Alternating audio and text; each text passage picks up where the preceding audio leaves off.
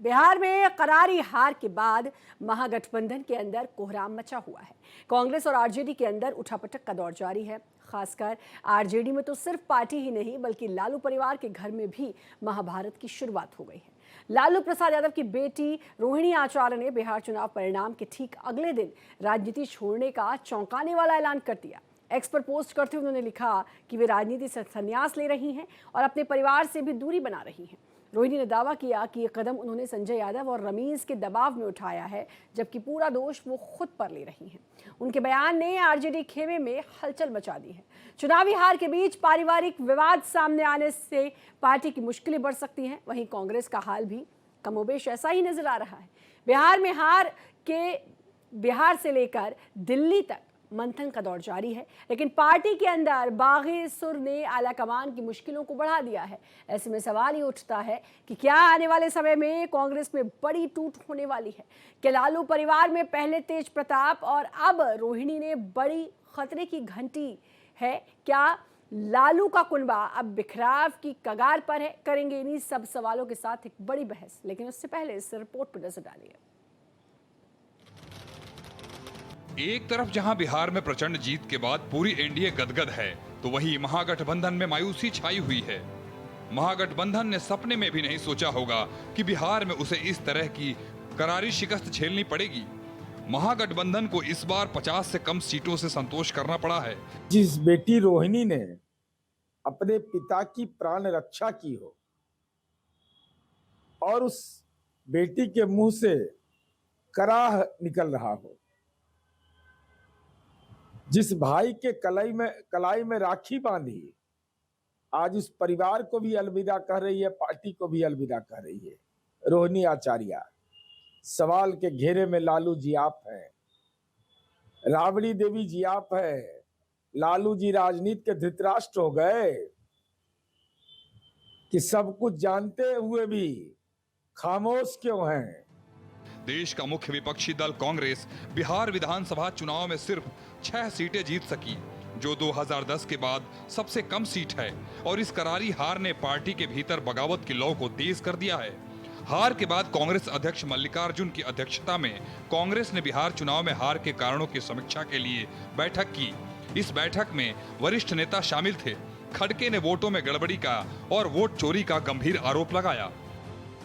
Bharatiya Janata party के प्रदेश अध्यक्ष दिलीप जायसवाल जी, सम्राट चौधरी जी, विजय कुमार सिन्हा जी, उन्होंने लगातार मेहनत की।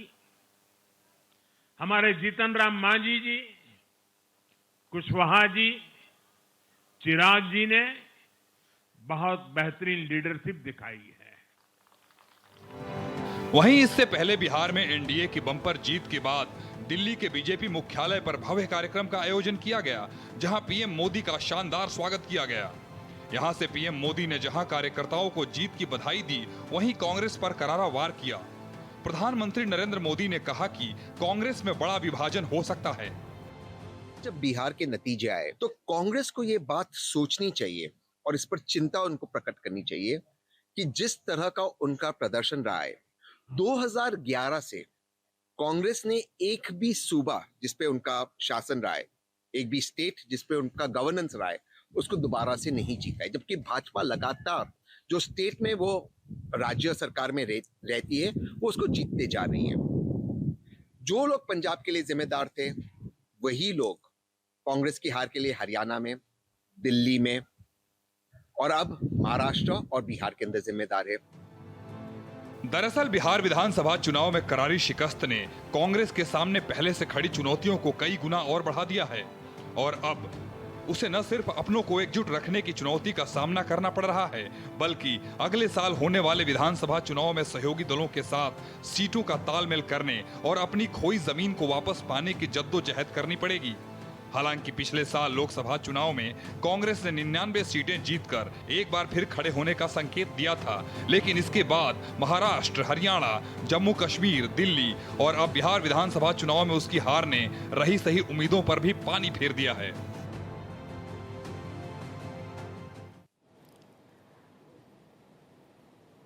और इसी पर हमारी चर्चा भी रहेगी, क्योंकि जिस तरीके से चाहे लालू परिवार की बात करें, जिस तरीके से परिवार में फूट पड़ती नजर आ रही है, चिंता का विषय है लालू परिवार के लिए, और कैसे इस फूट को वो समेट सकते हैं, इस पर चर्चा करेंगे। साथ ही कांग्रेस में जो आत्ममंथन का दौर चल रहा है और उसको बताने का दौर चल रहा है और बगावती सुर देखने को मिल रहे हैं अंदर खेमे में, उस पर भी बात करेंगे। हमारे साथ विशाल लोधी राजपूत, प्रवक्ता कांग्रेस, जुड़ चुके हैं। बहुत बहुत स्वागत है विशाल जी आपका।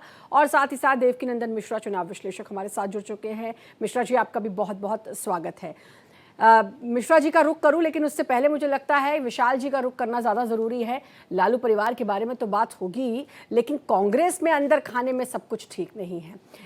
करारी शिकस्त का सामना करना पड़ा, 6 सीटों पर बिहार में कांग्रेस सिमट गई है, और अब पार्टी के अंदर ये कहा जा रहा है कि ज़रूरत है कि सत्ता की चाबी कुछ ही लोगों के हाथ में है, जिससे ज़मीनी हकीकत से काफ़ी दूर है पार्टी, और इस पर चिंतन मनन की अब बहुत जरूरत है।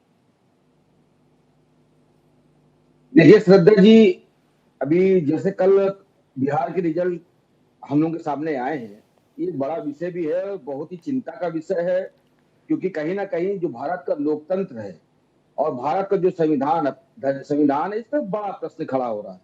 पर राहुल जी ने तो बिहार के उन सभी मतदाताओं का आभार व्यक्त किया है जिन्होंने इंडिया गठबंधन और कांग्रेस पार्टी पर अपना भरोसा जताया। मगर उसके साथ साथ राहुल जी एक बात शुरुआत से कह रहे थे कि यदि एसआईआर के माध्यम से चुनाव आयोग ईमानदारी से भी चुनाव कराता है, तब तो परिणाम हम लोगों को क्या, पूरे देश और जो बिहार की आम जनमानस नहीं, अभी तो जो कांग्रेस के अंदर के लोग हैं उनके जो बयान है उस पर बात कर रही हूं मैं, क्योंकि अंदर खेमे में जो बगावती सुर है उन्होंने नहीं कहा एसआईआर की बात, वोट चोरी की बात, वो तो खुद कह रहे हैं कि आत्मचिंतन की कांग्रेस को बहुत जरूरत है। तो यहाँ पर तो इस बात को आपको भी मानना होगा कि आत्मचिंतन की जरूरत है या नहीं, या फिर इस बार भी ईवीएम या फिर वोट चोरी पर ठीकरा फोड़ा जाएगा। देखिए श्रद्धा जी, आत्मचिंतन की बात है, क्योंकि बात इसलिए आत्मचिंतन की है क्योंकि जब एक तरफ सत्ता का दुरुपयोग हो रहा हो, सरकारी संस्थाओं के द्वारा लोकतंत्र को लूटा जा रहा हो, जब सरकारी संस्थानों का दुरुपयोग हो रहा हो, आज आत्मचिंतन पार्टी का विषय नहीं रह गया है। आत्मचिंतन पूरे देश के लोकतंत्र और संविधान का विषय होकर खड़ा हो गया। अरे वो तो तब होगा ना, सुनिए विशाल जी, वो तो तब होगा ना जब पहले आपकी पार्टी अपने आप को समझ पाएगी। आपकी पार्टी के लोग कह रहे हैं, मैं तो ये नहीं कह रही कि बीजेपी ये बात कह रही है या फला पार्टी ये कह रही है, सब लोग कह रहे हैं। शशि थरूर ने कहा, सबने कहा ये बहुत गंभीर विषय है पार्टी के लिए, इस तरह की करारी शिकस्त बहुत गंभीर विषय है। हर बार वोट चोरी, ईवीएम पर ठीकरा ना फोड़ने की बजाय क्या लगता नहीं पार्टी को वाकई में इस पर सोचना चाहिए, स्ट्रेटजी चेंज करनी चाहिए, इसकी जरूरत नहीं है? देखिए ये बात सच है कि पार्टी को अपनी रणनीति में बदलाव लाना पड़ेगा, क्योंकि जो लड़ाई हम लोग जिन लोगों से है वो बहुत ही चमत्कारी लोग हैं। भाई राहुल जी तो शुरुआत से ही वोट चोरी की बात करते, मैं आपको इसलिए लाना चाह रहा हूं क्योंकि आज सबसे बड़ा जो उलटफेर बिहार के चुनाव में हुआ है उस पर बात करने की जरूरत है। कौन क्या कह रहा है, कौन सलाह दे रहा है, ये बड़ा मुद्दा नहीं है। हमारे नेता राहुल गांधी जी, जिनको मैं कहता हूं वो दूरदर्शी, उन्होंने पहले ही कह दिया था वोट चोरी को लेकर। क्यों हम वोट चोरी का नाम ले रहे हैं? क्योंकि आप देखिए ना, बिहार में 3 लाख, आप ये सोचिए, आपने इतना बड़ा एसआईआर का मुद्दा उठाया, वोटर अधिकार यात्रा निकाली गई, वोट चोर, गद्दी चोर, ये नारा दिया गया। सुनिए विशाल जी, अगर सिर्फ वोट चोरी की बात होती ना, 2-4 सीटें इधर उधर होती, 10 सीटें इधर उधर होती तो हम मान लेते, लेकिन जो तादाद देखने को मिली है, भाई कोई इतना भी बेवकूफ नहीं होगा कि बताया जा रहा है चोर को कि तुम चोर हो और चोर उन्हीं के सामने कहने हम फिर से चोरी करेंगे, ऐसा तो नहीं होगा ना। आप तो जनता के जनादेश को भी एक तरीके से ठुकरा रहे हैं ना। और सवाल ये है कि भाई आप अपनी पार्टी पर ध्यान नहीं दे रहे हैं, ये सबसे बड़ी चिंता का विषय है कांग्रेस का। देखिए जनता जो है वो राजनीतिक दल नेताओं के सिरमौर होती है। जनता का आदेश हमारा भविष्य तय करता है, और जनता का आदेश जो होता है वो किसी देश और प्रदेश के आने वाले भविष्य की नींव भी रखता है। 2 दशक के शासनकाल में जहां पर बिहार में पलायन का बड़ा मुद्दा था, रोजगार का बड़ा मुद्दा था, महिला अपराध का मुद्दा था, उन मुद्दों के बाद भी जो वोट बढ़ा, वोट परसेंटेज बिहार के इतिहास में जो बढ़ा, उसके बावजूद भी जो 80-90 का एवरेज लेके विपक्षी आए हैं, एनडीए के लोग आए हैं, जब जनता उनसे सवाल कर रही थी, वोट डालते समय कई कतारों में जो महिला अपराध की चर्चाएं सुनाई पड़ अरे रही आप थी, तमाम मुद्दे बेरोजगारी लेकर बड़ा चले, मैं मुद्दा कह रही सुनाई हूँ पड़ रहा जनता की था। समझ में तो नहीं आए उसके ना। मैं कैसे कह दूं वोट चोरी है, ये बात हम कैसे कह दें? आप हर बात को वोट चोरी पर ले जाकर टिका देंगे, ऐसा पॉसिबल नहीं है। यही बात आपकी पार्टी के लोग कह रहे हैं कि भाई समझें, अब समय है, समझिए कि कहाँ गलती हुई है, कहाँ चूक हुई है, कहाँ खामियां हो रही हैं कि बार बार पार्टी को इतनी बड़े स्तर पर हार का सामना करना पड़ रहा है। पिछली बार फिर भी 19 सीटें आई थी, इस बार तो 6 में सिमट गए। ये कहने का मतलब है। बीजेपी से भी हमारे प्रवक्ता जुड़ चुके हैं, फिर मैं आपका रुख करूंगी विशाल जी। यासिर जुलानी हमारे साथ जुड़ चुके हैं, बीजेपी प्रवक्ता। यासिर जी, भैया एनडीए को तो प्रचंड बहुमत से जीती है, आप लोगों के लिए तो बड़ी खुशी के दिन आजकल चल रहे हैं, और लेकिन कांग्रेस के लोग, या फिर मैं आरजेडी की बात करूं, वहां पर एक अलग, कांग्रेस में बगावती सुर, और सबसे बड़ी बात आरजेडी की खास तौर पर बात करूं, परिवार में फूट पड़ती हुई नजर आ रही है। कोई टिप्पणी आपकी तरफ से? देखिए, सबसे पहले कांग्रेस को ये समझना चाहिए, कांग्रेस के प्रवक्ता, कांग्रेस के नेता, कांग्रेस के जो सब कुछ करते हैं हाईकमांड, वो जनता के मूड को भांप नहीं पा रहे। अभी ये हमारे जो पैनलिस्ट मित्र अभी बात कर रहे थे कांग्रेस की तरफ से, वो संविधान, लोकतंत्र, लोकतंत्र किसके लिए बना हुआ है? लोकतंत्र किसके लिए है? जनता के लिए। संविधान किसके लिए जाना जाता है? जनता के लिए। जनता ने आपका साथ छोड़ दिया, जनता आप पे विश्वास नहीं करती, जनता आप पे पिछले 90 चुनावों में राहुल गांधी को लगातार फेल साबित कर रही है। तो या तो आपकी रणनीति इतनी खराब है, आपके नेता के सलाहकार इतने खराब हैं कि वो जिस राज्य में जाते हैं उस राज्य की व्यवस्था, जमीनी हकीकत समझ ही नहीं पाते। अब आप देखिए, आप कह रहे हैं कि हमारा दिन बहुत अच्छा चल रहा है। श्रद्धा शर्मा जी, आप बिलीव करेंगे, हम लोग बिहार चुनाव में भी थे, चुनाव में काम किया, और आज से ही दिल्ली के बाई इलेक्शन में आज से लगा दिए गए। आज मैं खुद 2 उपचुनाव नगर निगम के विनोद नगर और चांदनी महल में पिछले 3-3 घंटे से पैदल यात्रा, डोर टू डोर कैंपेन कर रहे हैं। ये भारतीय जनता पार्टी का सबसे बड़ी ताकत और मूल मंत्र है। हम जनता से कनेक्ट रहते हैं, हम अपनी बात को जनता के सामने हर वक्त रखते हैं। यही चीज है कि 24/7 जो है बीजेपी की, मैं खास तौर पर बात करूं तो ये देखा गया है कि 24/7 वो चुनावी मोड में ही नजर आते हैं। एक जगह के चुनाव, और मैं कह सकती हूँ अब बंगाल चुनाव पे पूरा फोकस होगा, और तैयारी बहुत पहले से शुरू हो गई होगी उसकी भी। नहीं, देखिए क्या है कि हमने अगर अपने जनमानस से, हमारी सरकार ने उनके सरोकार के लिए जो कार्यक्रम लोगों से वायदा किया है वो करना है, तो हमें लोगों के बीच में रहना होगा। ये बात विपक्ष समझ नहीं सकती। अभी मैं बताऊं, सबसे बड़ा, आपने नाम नहीं लिया, इनके बहुत ही वरिष्ठ नेता हैं अहमद पटेल, उनकी बेटी है मुमताज पटेल, जो इनकी प्रवक्ता भी हैं, लगातार चैनल्स पे आती हैं। वो बेहद नाराजगी भरा एक उन्होंने लेख लिखा है जिसमें उन्होंने सबके ऊपर निशाना साधा है, इवन राहुल गांधी से लेके और तमाम इनकी नेताओं के ऊपर। इनमें आपस में समन्वय नहीं है, सामंजस्य नहीं बना पाते।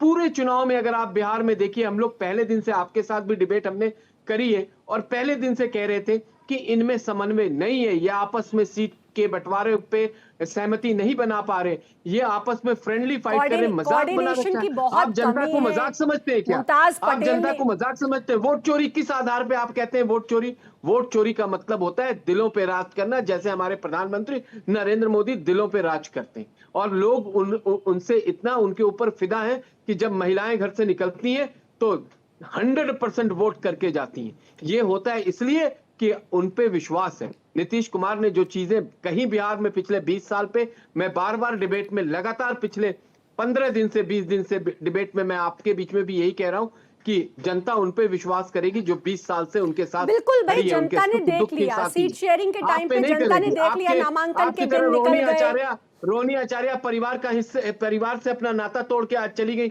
ये संस्कार है? ये कौन सा संस्कार? भारतीय संस्कार तो ऐसे नहीं होते कि आप अगर कोई, आप परिवार में ही रूठे हुए, एक भाई से नहीं सही से बात कर सकता है, वो निर्दलीय चुनाव लड़ रहा है, तो जनता कैसे आप पे विश्वास करेगी?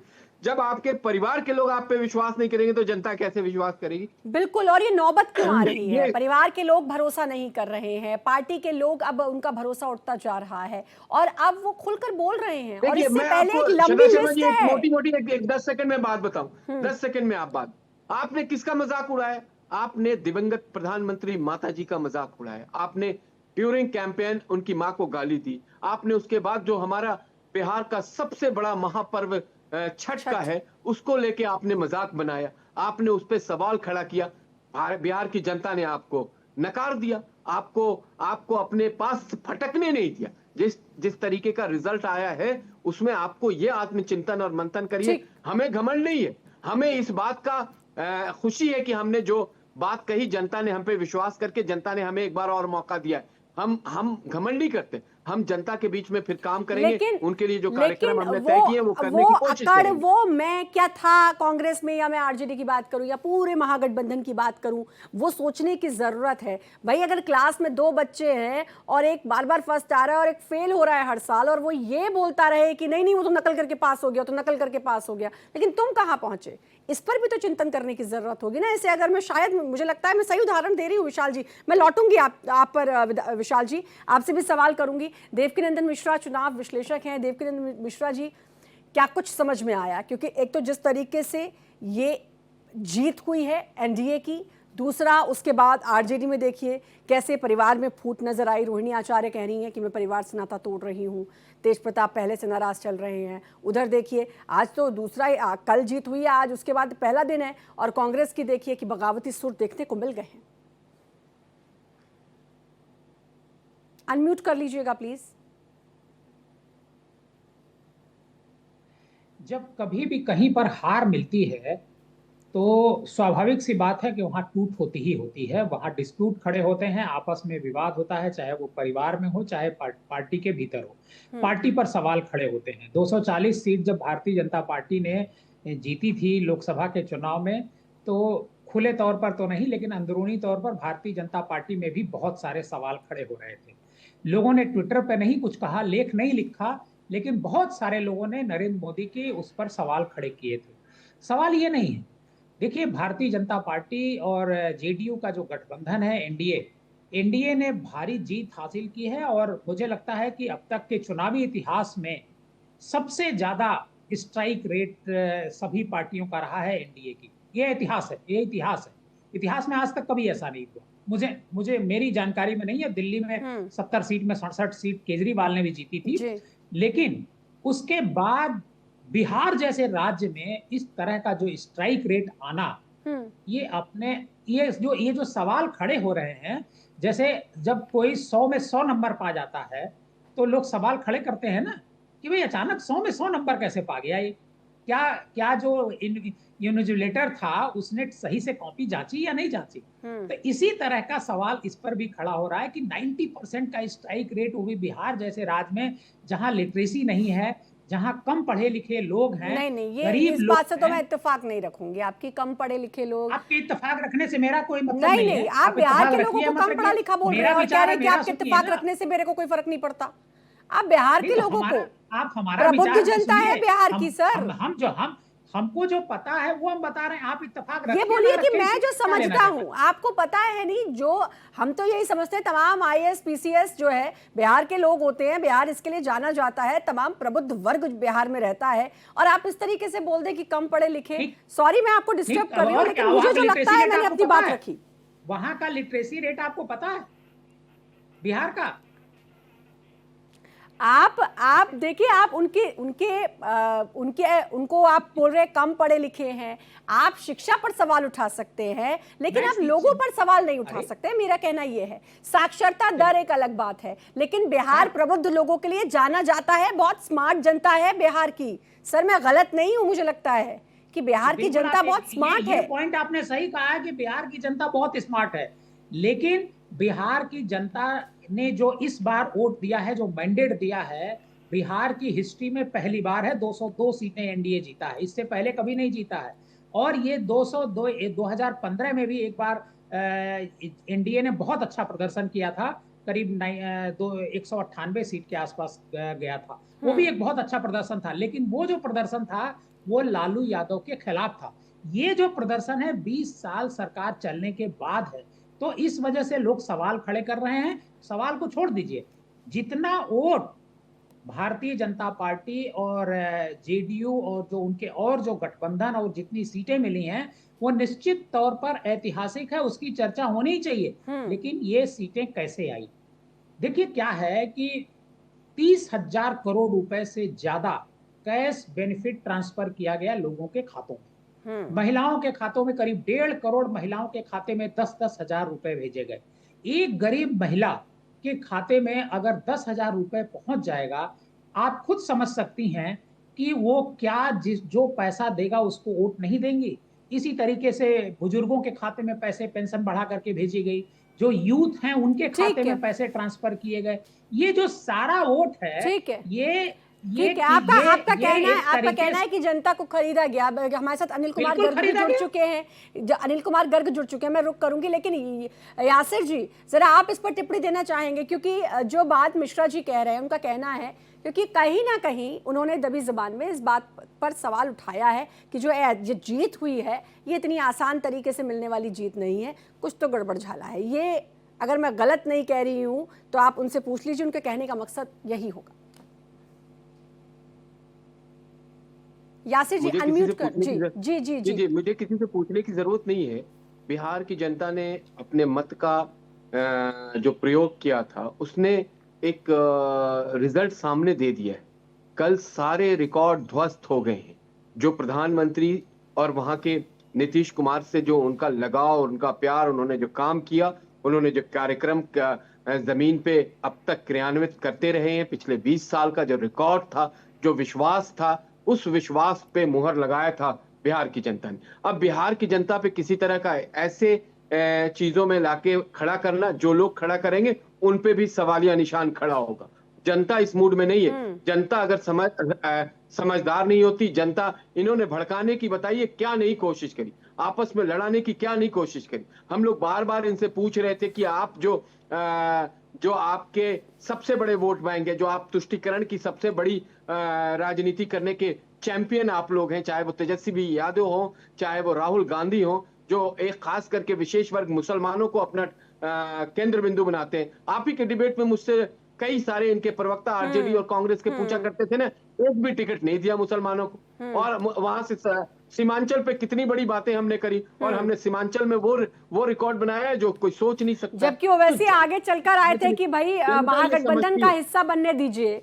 ओवैसी खुद आए थे और ओवैसी को तवज्जो नहीं दी गई, और वहां पर देखिए फिर से ओवैसी की पार्टी ने कितना अच्छा प्रदर्शन किया है। उन लोगों का केंद्र बिंदु की राजनीति है। हमारी राजनीति विकास की थी और हमारे विकास पे मोहर लगा है, और एक बहुत बड़ी संख्या में हमें जनता ये जो डिबेट चल रही है ना, ये मुझे लगता है इसीलिए है कि आत्ममंथन की जरूरत है। चाहे मैं आरजेडी की बात करूं, चाहे कांग्रेस की बात करूं, उसके इतर हर बार वोट चोरी का रोना रोना, या तो भाई आप पुख्ता ऐसे सबूत लेकर आइए कि समझ में आए कि नहीं भाई यही हो रहा है, तो सबको दिखे, वो भी नहीं हो पा रहा है। और आपकी इतनी बात के बाद आपने कहा हर बूथ पे हम लोगों को तैनात रखेंगे, कुछ नहीं हो पाएगा, वो भी नहीं दिखा। 11 सेकेंड फेज का 11 तारीख को चुनाव खत्म हुआ। उसके बाद इनके एक एक बूथ पे 200 लोग बूथ को चारों तरफ से स्ट्रांग रूम को घेर के सुरक्षा बना के और वहां पे मौजूद रहे हैं। ये जो लोग चोरी और उसकी डकैती की बात करते हैं, क्योंकि इनकी प्रवृत्ति भी उसी तरीके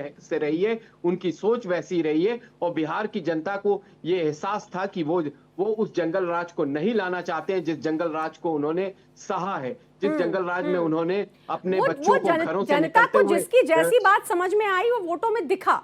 सीधी सी बात यह है, जनता को जैसी समझ में आई उसमें दोनों तरफ से मैनिफेस्टो भी तैयार किए गए थे। अब जनता को जो मैनिफेस्टो ज्यादा समझ में आया, हम इसको ऐसे समझ रहे हैं। हमारे साथ अनिल कुमार गर्ग राजनीतिक विश्लेषक जुड़ चुके हैं। अनिल जी स्वागत है भारत एक्सप्रेस पर। आपका क्या समझ में आ रहा है, वोट चोरी या दिलों की चोरी हुई है? इस वजह से जो ये मैंडेट सामने निकलकर सामने आया है एनडीए के लिए, क्या कुछ समझ में आया और इसके बाद कितनी जरूरत है? चाहे आरजेडी की बात करूं, आरजेडी तो भाई आरजेडी का तो अस्तित्व खतरे में नजर आ रहा है, जबकि आरजेडी 2020 में अच्छी खासी सीटों पर जीत दर्ज की थी आरजेडी ने, लेकिन इस बार देखो तो क्या कुछ खामियाजा अब भुगतना आरजेडी को भी पड़ा और कांग्रेस को भी कितने चिंतन मनन की जरूरत है इस वोट चोरी के मुद्दे से ध्यान हटाकर, यही पार्टी के लोग भी कह रहे हैं। श्रद्धा जी, ये जो चुनाव था बिहार का, ये दो अलग अलग जो पीरियड्स है उनका चुनाव था। एक चुनाव था, एक तरफ पक्ष था 1990 से 2005 तक लालू राज का, दूसरा एक पक्ष था जो 2005 से लेकर 2025 तक था, वो था नीतीश राज का। दोनों का जो विश्लेषण किया जाए तो लोगों को चुनना था कि आपको जो 15 साल का लालू राज था, आपको उसकी लेगेसी को बढ़ाने वाले, उसके पुत्र को ही चुनना है या फिर जो पिछले 20 साल से नीतीश जी दे रहे हैं अपने उसको अपना चुनाव बड़ा स्पष्ट था कि उनको जो 2005 तक का जंगल राज था लालू जी का, उनको वो पसंद नहीं आया। वजह है कि जो नए वोटर भी थे उनको भी समझ में आ रहा था, उनके पेरेंट्स ने बताया था कि पहले 2005 तक क्या कुछ हुआ था। और सबसे बड़ी बात यह है कि वो 2005 तक के राज में जो कुछ गलतियां आरजेडी से हुई, लालू राज में जो जो उन्होंने गड़बड़ियां की, उसके लिए किसी ने रिग्रेट नहीं किया, किसी ने उसके लिए माफी नहीं मांगी, किसी ने उसको गलत नहीं बताया, बल्कि यही बोलते रहे कि लालू राज सबसे बढ़िया राज था, हम उस लेगेसी को आगे बढ़ाने वाले हैं और उसी को आगे लेके जाने वाले हैं। और बिहार की जनता कम से कम उस काले दौर को नहीं याद करना चाहती थी, इसलिए बढ़ चढ़कर पूरा का पूरा उन्होंने एनडीए को समर्थन दिया। दूसरी बात, राज्य में कानून व्यवस्था सुधरी है, इंफ्रास्ट्रक्चर सुधरा है, एजुकेशन पॉलिसी के हिसाब से एजुकेशन सुधरी है, शराबबंदी जो एक बड़ा कारक रहा महिलाओं को अपनी तरफ आकर्षित करने का, और जो मेरे साथी बिल्कुल लोगों को यही समझ में आया विशाल जी, जब भी चुनाव होते हैं ना तो बात मुद्दों से ही शुरू होती है। भाई उस राज्य के क्या क्या मुद्दे हैं, जनता को क्या क्या चाहिए, पिछले 5 सालों में क्या क्या नहीं मिला, क्या कुछ पहुंचना चाहिए, और सभी राजनीतिक दल इसी तरीके से जनता के बीच पहुंचते हैं और सभी बड़े बड़े वादे भी करते हैं, लोक लुभावन वादे भी करते हैं। अब फिर भाई जनता पे छोड़ दिया जाता है कि जनता को कितना समझ में आया, कितना समझ में नहीं आया, और फिर चुनावी नतीजे जब आते हैं तो पता चल जाता है कि जनता का मूड क्या था। यहाँ पर भी ऐसे ही देखने को मिला, लेकिन आप लोग इस बात को मानने को तैयार नहीं हैं। अभी यासिर जी ने जो बात की जिक्र की, प्रधानमंत्री नरेंद्र मोदी की मां के लिए आप शब्द का इस्तेमाल, और उसके बाद ये मुद्दा बहुत उछला। क्या लगता है, क्योंकि बिहार की जनता इमोशनल तो है, ये तो आपको समझना होगा, तो लोगों को ये रास नहीं आया। छठ को लेकर जो कहा गया वो लोगों को रास नहीं आया। ये तमाम बड़ी वजह, और सबसे बड़ी बात सीट शेयरिंग पर लोगों ने जो देखा कि खींचतान देखने को मिल रही है महागठबंधन में, नामांकन की डेट तक निकल गई, पता ही नहीं चल रहा है, ये वो तमाम वजह रही। थोड़ा बहुत मंथन तो हुआ होगा कल से आज तक में। देखिए, चुनाव की वजह जो थी, शुरुआत में हमारे नेता माननीय राहुल गांधी जी बिहार में किन मुद्दों के साथ गए? राहुल गांधी जी गए थे रोजगार के मुद्दे, क्योंकि बिहार एक ऐसा प्रदेश है जो पूरे देश में सबसे ज्यादा पलायन जो है बिहार में होता है। राहुल जी ने बात की महिला सशक्तिकरण पर, क्योंकि बिहार में महिला अपराध 2nd नंबर पर पूरे देश में सबसे ज्यादा है। वहां पर गए, मिलों की बात की, कारखानों की बात की, बहुत सारी चीनी मिलें बंद हो चुकी हैं, कल कारखाने बंद हो चुके हैं, युवा हताश है, परीक्षा लगातार लीक हो रही थी, कोई भी व्यक्ति सुरक्षित नहीं था, वहां की 9 करोड़ जो व्यक्ति है वो 67 रुपए प्रतिदिन की आय पे जी रहा था। इन मुद्दों के साथ राहुल जी बिहार की धरती पर गए, और जो भी राजनीतिक दल होता है वो उसके पास एक अपना एजेंडा होता है, वो अपने मुद्दों के साथ जनता के बीच में जाता है। हम भी जनता के बीच में गए, और ऐसा नहीं रहा कि बहुत बड़ा कोई फेर बदल नहीं हुआ है। भाई तेजस्वी के यदि हम वोट बैंक को चेक करते हैं तो 0.35 ही वोट घटे हैं, कांग्रेस पार्टी का 1% वोट घटा है। श्रद्धा जी मेरे थोड़ा टाइम दीजिएगा। मोदी जी का 1% वोट बढ़ा है और नीतीश जी का 3% वोट बढ़ा है। उसमें अंतर कितना आ गया? किसी की 50 सीट घट गई, किसी की 28 सीटें बढ़ गई, किसी की 40 सीटें बढ़ गई। सबसे बड़ा अंतर सुनिए, सबसे बड़ा अंतर मैं बता देती हूँ क्या अंतर किया है इसमें। सबसे बड़ा, महागठबंधन जो इतने महीनों से चीख चीख के बोल रहा था कि हमारी सरकार बनेगी, हम सत्ता में आएंगे, तेजस्वी यादव सीएम होंगे, मुकेश सहनी डिप्टी सीएम बनेंगे, उसके अलावा और भी डिप्टी सीएम बनाए जाएंगे, ये सबसे बड़ा अंतर है। इससे बड़े अंतर क्या मैं आपको समझाऊं? और भाई हार तो एक वोट से भी हार ही होती है। आप कहते हैं कि ज्यादा फर्क नहीं पड़ा, यही तो आपकी पार्टी के अंदर के लोग कह रहे हैं कि इसी पे तो चिंतन मनन करने की जरूरत है, इसी मैं को दूर करने की जरूरत है। आपको नहीं लगता? नहीं, देखिए, जो भी कमियां रह गई हैं, जो त्रुटियां हुई हैं, जो चुनाव में जो लोगों ने गलतियां की हैं, उनको सजा मिलेगी, और वो संगठन का काम है, संगठन उनको सही समय पे सही दिशा देने का काम भी करेगा। मगर आज सबसे बड़ा मुद्दा ये था कि यदि भारतीय जनता पार्टी मुद्दों के साथ गई होती, भारतीय जनता पार्टी अपने विकास के नाम पर एजेंडे गिना रही होती, अपने कामों को बता रही होती, रोजगार पे बात कर रही होती, क्या कहते हैं, विकास पे बात कर रही होती, शिक्षा पे बात कर रही होती, तो आज नरेंद्र मोदी जी को कट्टा की जरूरत ना पड़ रही होती ना। 10-10 हजार रुपया अकाउंट में भेजने की बात नहीं पड़ रही होती ना। नहीं हारी है ना सर, बात यही है। 75 करोड़ वो उनकी सरकार बनने जा रही है, शपथ ग्रहण समारोह होगा, उसकी भव्य तैयारियां होंगी। देखिए आप, 75 करोड़ रुपया जिलेवार बांटे गए हैं, चाहे वो 10,000 के नाम पे हो, चाहे यूथ के नाम पे हो। आप जिस देखिए विशाल प्रदेश जी, में हार की हताशा मैं समझ सकती हूँ, निराशा मैं समझ सकती हूँ, कोई हताशा नहीं है, लेकिन कोई लेकिन हताशा नहीं स्वीकार है, करिए। कोई और अगर हताशा नहीं है नहीं तो है। भी चिंतन बस की ये जरूरत है, आज अगर भी फर्क नहीं पड़ रहा। अगर आज भी मैं मुद्दों पे हूँ, आज भी मैं मुद्दों की बात कर रहा हूँ। जीत हार का फैसला जनता करेगी, जनता की अदालत है। हर पंचवर्षीय हम लोग जाएंगे वहां पे। मगर आज क्या है कि जब किसी प्रदेश के जिले में इतना रुपया इन्वॉल्व हो जाएगा, झूठे वादे इन्वॉल्व हो जाएंगे, चुनाव आयोग इन्वॉल्व हो जाएगा, तो कांग्रेस क्या कोई भी पार्टी हो उसके साथ यही होना है। क्योंकि चुनाव आयोग भारतीय जनता पार्टी की क्लीनिंग जबरदस्त हो चुकी है। वो बिहार में साफ तक दिख गया है। इसी को तो हमारे नेता कई महीने से चिल रहे थे वोट चोरी। अब आप किस सबूत की बात कर इतना रहे हैं चिल्लाने के बाद भी जनता नहीं समझ पाई। देखिए, इतना बोलने के बाद भी जनता नहीं समझ पाई इस बात को।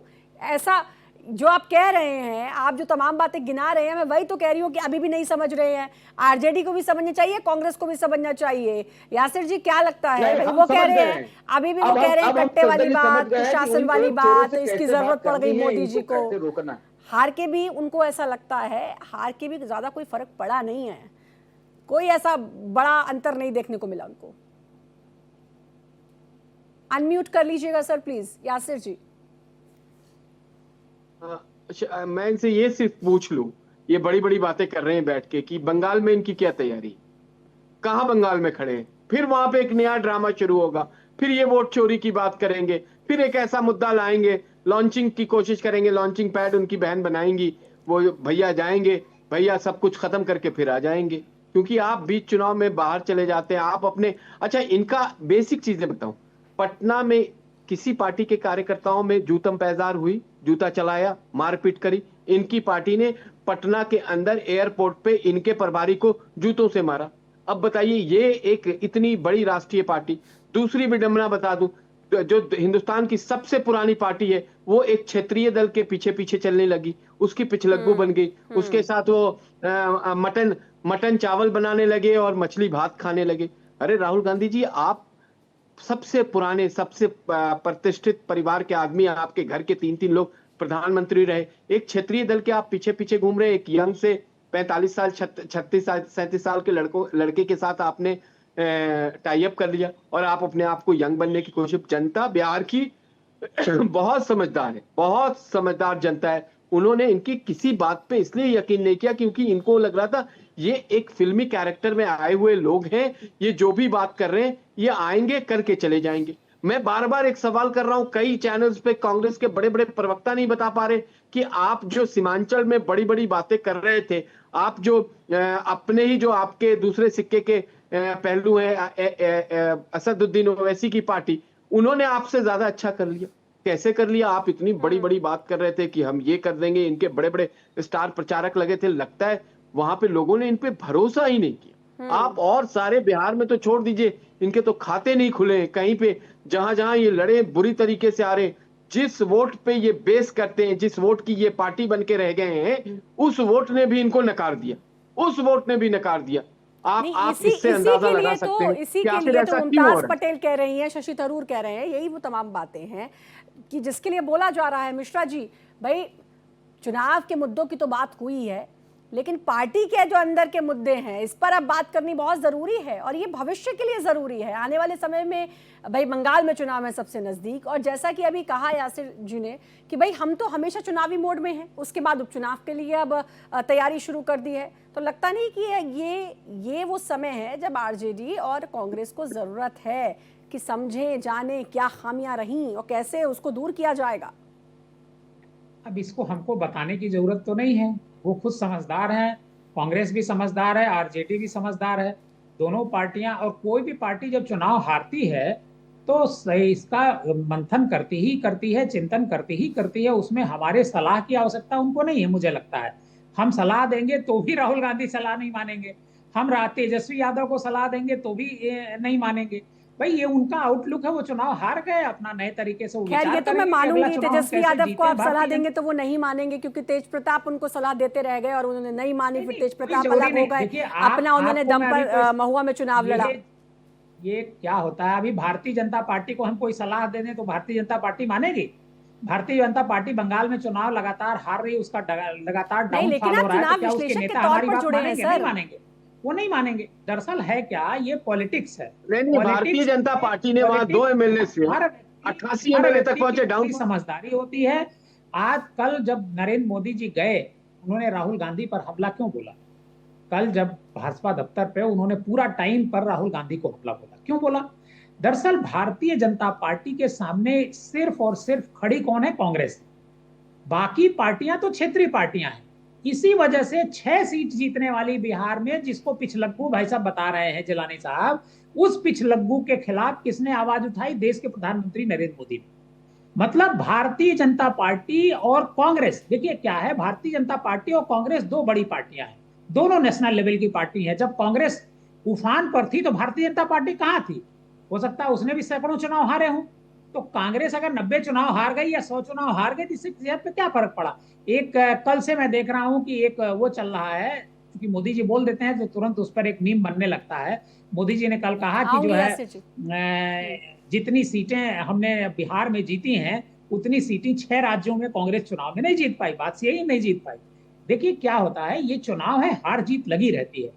वो और पार्टियां अपने स्तर से इसको लेकर के चलती हैं। अब इधर कुछ ज्यादा इस पर बहस होने लगी है और कांग्रेस को लोग नसीहत देने लगे हैं।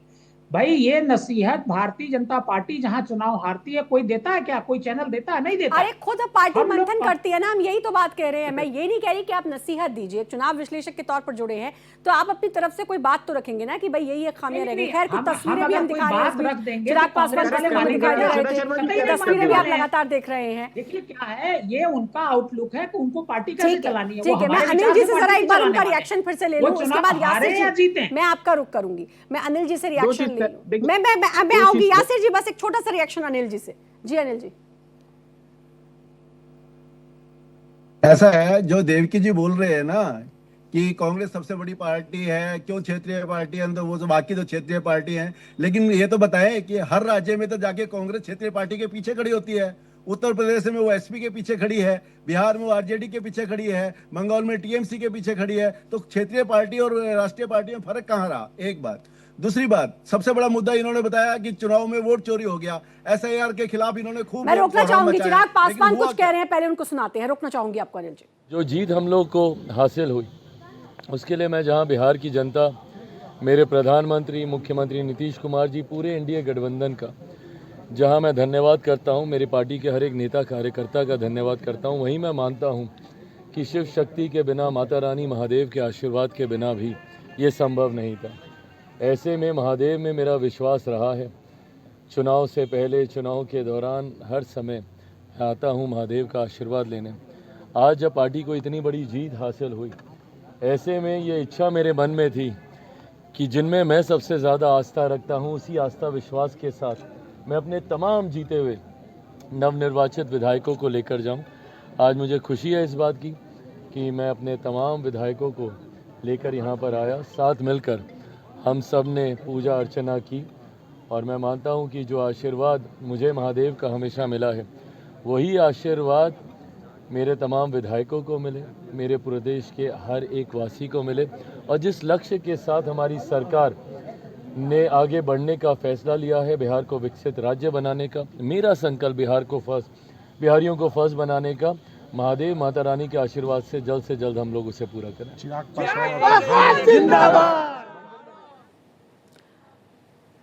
तो चिराग पासवान को आप सुन रहे थे, उनके जिंदाबाद के नारे लगे, उसको मना करते हुए भी वो दिखाई दिए हैं और महादेव का उन्होंने आभार व्यक्त किया है। और एक बार फिर से एनडीए की बड़ी जीत हुई, ये भी उन्होंने बताया। चर्चा हम लगातार कर रहे हैं क्योंकि एनडीए की जो बड़ी जीत हुई है, उस बड़ी जीत के बाद अब जो दूसरे दल हैं और ख़ासतौर पर महागठबंधन, वहाँ पर ज़रूर हलचल है और फिर अब चिंता का भी ये विषय ज़रूर है। यासिर जी कुछ कहना चाह रहे थे आप, लेकिन उससे पहले मैं एक और सवाल कि जो उन्होंने बोला अभी मिश्रा जी ने कि भाई सिर्फ राहुल गांधी के लिए बोला प्रधानमंत्री नरेंद्र मोदी ने और किसी के लिए नहीं बोला, उनका कंपटीशन सिर्फ राहुल गांधी से है। तो नरेंद्र मोदी को हराने के लिए भी तो पूरे देश के सारे दल एक साथ हो जाते हैं, लेकिन उसके बाद भी कुछ नहीं होता, नतीजा सिफर ही निकलता है और उसके बाद भी सब मिलकर भी नहीं हरा पाते हैं। ये भी बात यहाँ पर समझनी होगी। यासिर जी देखिए, भाजपा का एक मैं मूल जो चरित्र है वो भी बता दूं। मिश्रा जी तो बहुत वरिष्ठ आदमी है, जानते हैं भारतीय जनता पार्टी को। कि हमारी जब शुरुआत हुई थी तो हमारे पास 2 सांसद थे। हमने 2 सांसद से हिंदुस्तान की सबसे बड़ी पार्टी का यात्रा शुरू करी है और हमारे भी लोगों ने बहुत हार हारी है, लेकिन हम इस तरह की बातें नहीं करते थे। हम इस तरह से कूद के जाके किसी के ऊपर इल्जाम नहीं लगाया करते थे। हमने हमारे जो लीडर्स रहे हैं उन्होंने लगातार मेहनत करी, लगातार हारे।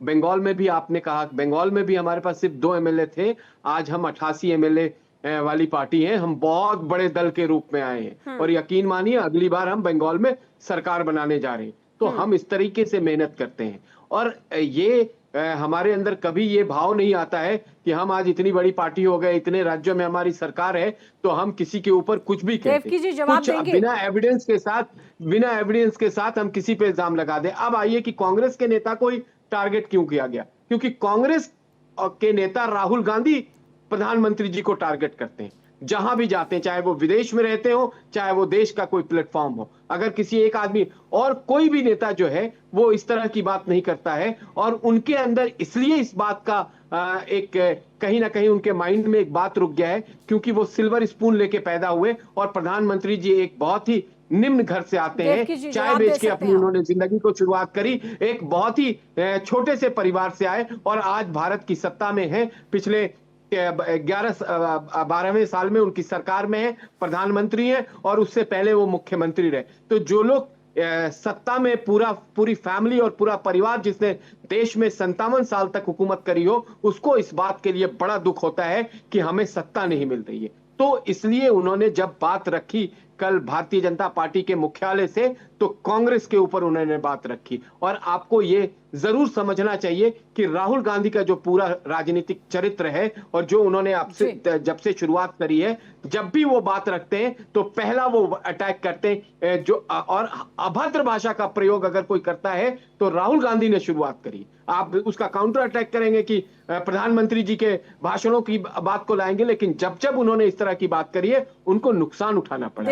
उनके सलाहकारों को मैं एक सलाह आपके माध्यम से श्रद्धा जी देना चाहता हूं कि आप अपनी बुद्धि का इस्तेमाल करें, अपने नेता को थोड़ा कंस्ट्रक्टिव जो आइडिया है वो दें। डिस्ट्रक्टिव आइडिया अगर आप देंगे तो राहुल गांधी को इसी तरीके से मात खानी पड़ेगी। एक छोटा सा एग्जांपल दे दूं, बेगूसराय का वो तालाब आपको याद है जिस तालाब में उन्होंने एक आदमी को लेकर डुबकी लगाई और उसकी पूरी राजनीति डूब गई उसके अंदर, जिसका नाम मुकेश सैनी है। उस तालाब को लेके जब उन्होंने लगाया तो हम लोगों ने कहा कि बिहार के मुख्यमंत्री ने 20 साल में इतना शानदार काम किया है कि आप बिहार के एक दूर दराज छोटे से इलाके में जाके भी तालाब में स्विमिंग कर सकते हैं। ये है बिहार के विकास का आदर्श उदाहरण। तो लोगों को ये बात समझ में आई। ये जो तमाम चीजें बताई यही वो वजह है जिसको खोजने की और जानने की जरूरत है। जवाब आपसे चाहूंगी। अच्छा ये बताइए कि जब 9/11 की घटना हुई थी, आतंकवादी घटना हुई थी, प्रधानमंत्री नरेंद्र मोदी जो आज हैं उस समय गुजरात के मुख्यमंत्री थे। गुजरात के मुख्यमंत्री ने मनमोहन सिंह पर क्या क्या आरोप नहीं लगाया था, उसका वीडियो यूट्यूब पर पड़ा हुआ है, आप खुद उठा करके देख लीजिए कितने आरोप लगाए थे। लेकिन मनमोहन सिंह जी ने क्या एक शब्द बोला? प्रधानमंत्री मनमोहन सिंह जी ने क्या गुजरात के मुख्यमंत्री नरेंद्र मोदी जी के बारे में एक शब्द कहा? बिल्कुल भी नहीं कहा। देखिए, प्रधानमंत्री का पद बहुत बड़ा पद होता है। प्रधानमंत्री को राहुल गांधी क्या कह रहे हैं इसका जवाब तो कतई नहीं देना चाहिए, मेरा ऐसा मानना है। और राहुल गांधी को अगर कोई नेता बना रहा है तो सिर्फ और सिर्फ ये प्रवक्ता जी लोग बना रहे हैं भारतीय जनता पार्टी के और देश के प्रधानमंत्री नरेंद्र मोदी, क्योंकि ये हर बात में राहुल गांधी, हर बात में राहुल नेता नहीं है। कोई बात इनकी राहुल गांधी से शुरू होती है और राहुल गांधी पर ही खत्म होती है। मैं क्षमा चाहता हूं, मैं किसी और चैनल पर मुझे बैठना है। ठीक है देवकी जी, बहुत बहुत शुक्रिया आपका भारत एक्सप्रेस के साथ। ये मानते हैं देवकी जी कि वो नेता नहीं है, नेता हम बना रहे हैं। देवकी जी को कहीं निकलना है। देवकी जी बहुत बहुत शुक्रिया। मेरे नेता नहीं है वो, गलत आप यासिर जी, मेरे नेता नहीं है। तो यही कह रहे हैं कि कांग्रेस उनको नेता बनाने में लगे, भारतीय जनता पार्टी उन्हें नेता बनाने में लगी, अब तक वो नेता बन नहीं पाए। ये आप ही कह रहे हैं। नहीं, मैं कह रहा हूँ नेता तो नेता आप ही ने कहा है अभी। श्रद्धा जी, ठीक है देवकी जी, बहुत बहुत शुक्रिया आपका भारत एक्सप्रेस के साथ जुड़ने के लिए। यासिर जी, मैं चर्चा को जारी रखूंगी। महागठबंधन की जो करारी शिकस्त हुई है उसके बाद आरजेडी और कांग्रेस दोनों को कितनी जरूरत है अपनी पार्टी पर चिंतन करने की, और खासतौर पर लालू प्रसाद यादव, उनको तो अपने परिवार में ही अब चिंतन की जरूरत है, क्योंकि परिवार में लगातार फूट देखने को मिल रही है। जैसे रोहिणी आचार्य का एक्स पर पोस्ट आया।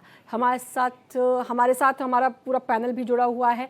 और यासिर जी, मेरा सवाल आपसे रहेगा, क्योंकि इतनी करारी शिकस्त के बाद भी ना तो कांग्रेस ना ही आरजेडी, मतलब महागठबंधन, ये मानने को तैयार नहीं है कि हाँ भाई हमारी हार हुई, करारी हार हुई, और हमें अब सोचने समझने की ज़रूरत है, आगे और अच्छी तैयारी करेंगे जहाँ जहाँ चुनाव होंगे वहाँ के लिए।